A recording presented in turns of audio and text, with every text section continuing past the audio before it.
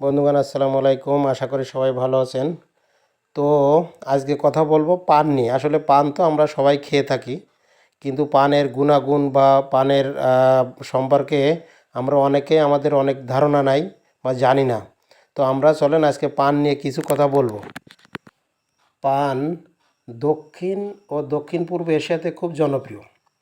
পান পাতা হজমে সহায়তা করে, দাঁত ও মুখের স্বাস্থ্য ভালো রাখে, সর্দি কাশি উপশম করে এবং এর অ্যান্টিঅক্সিডেন্ট ও অ্যান্টিমাইক্রোবিয়াল গুণাগুণ রয়েছে। এটি বিভিন্ন ঐতিহ্য অনুষ্ঠানে ব্যবহার করা হয়।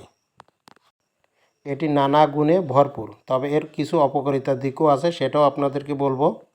পান পাতা সেবনের প্রধান অপকারিতাগুলো হলো এটি ক্যান্সারের ঝুঁকি বৃদ্ধি করে, বিশেষ করে মুখ গহ্বরের ক্যান্সার এবং দাঁতের ক্ষতি ও দাগ সৃষ্টি করে। পান খাওয়ার পরে ওরাল সাবমিউকাস ফাইব্রোসিস নামক প্রি ক্যান্সার অবস্থা হতে পারে। এছাড়া পান চিবানোর কারণে দাঁত লাল, বাদামি বা কালো হতে পারে, মুখের ভিতর দাগ তৈরি করতে পারে।